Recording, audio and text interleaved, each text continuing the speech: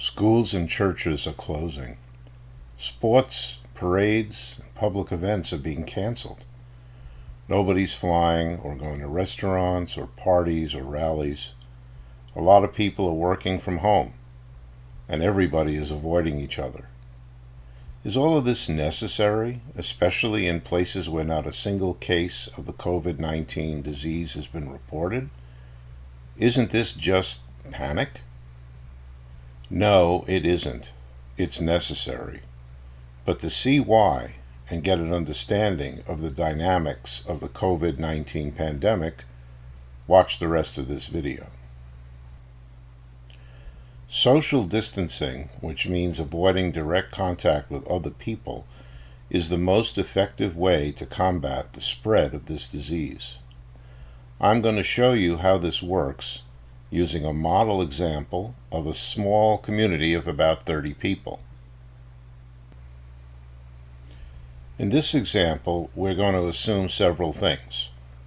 First, we assume that the latent period, which is the time it takes from the time you're infected to the time you start having symptoms, is 5 days, which is roughly the correct situation for this virus. We'll also assume for this illustration that each person who is infected infects 2 other people on average, even before the infected person develops symptoms and becomes a recorded case.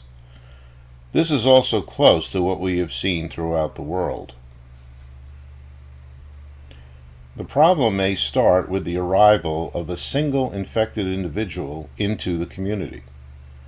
The gray indicates an individual who is infected. But remember that these people seem perfectly normal for the first 5 days after they've become infected. Again, neither the person nor anyone else knows that they've been affected. What happens next is what we would expect within this community if no preventive social distancing measures are taken. For example, schools remain open and nothing is canceled. On this first day, day 1, the single individual joins the community. On day 2, the infected person infects 2 others. Notice that there are still no cases and everything seems perfectly normal in the community. With each passing day, the number of infected people increases as newly infected people each infect 2 more people. On day 4, there are still no cases observed in this community, although about half the people have been infected. Finally, on day 5, the first case appears, shown in red. It's the person who originally brought the illness into the community. But at the same time, all of the other 30 members of this community have been affected without them or anyone else knowing that. At this point, all of these people are at very high risk of developing the disease in either a mild or severe form, and preventive measures for them are no longer possible. As time goes on, the pattern of new cases follows the previous pattern of new infections. Only now it's obvious, since people are becoming sick and some are going to the hospital. By day 6, there are 3 cases. And on day 7, the total case number is 7. Finally, at day 9, the entire community of 30 people is sick. And by now, the disease is also being spread beyond it to other communities that are not shown in this picture. The rate at which this happens is very dependent on the rate of infection. If the average number of people infected by each individual is just slightly higher than 2, say 2.5, the situation is much worse. And remember that this is the average. The actual number of people infected by any particular person will be very variable depending on their actions and their habits. Some people won't infect anybody, and a few folks might infect a dozen or more people. If the average infection rate goes up to 3, the result is about 10 times worse than it was with 2. This is all pretty grim, but it doesn't need to be.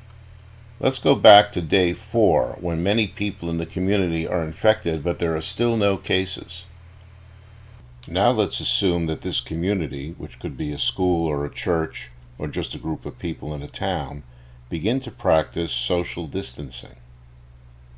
They stay home and keep away from other people. What we can see is a decrease in the infection rate. People who are not yet infected do not become infected, and people who are infected are not infecting others. Now if we look at day 9, those who are already infected still develop the disease, but those who weren't, and who became socially distant on day 4 before any cases were seen, remain disease-free. So the total number of cases is now 20 instead of 31. The sooner social distancing begins in any community, the better the outcome. Here we see in the upper curve the result if no action had been taken and the infection rate remained at 2, versus the result if social distancing had resulted in a slightly reduced infection rate of 1.5. The difference is dramatic.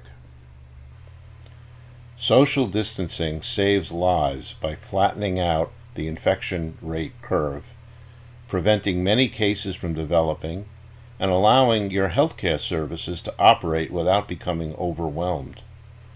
So when you hear that your school district or local church is closing, even if not a single case has been reported in your town, be glad. This is not panic. This is being smart. And if you're tempted to ignore advice and go to that party with your friends or take that flight anyway, or whatever, don't do it. Everyone needs to do what they can in this crisis to help each other and for all to stay safe. Thank you for watching.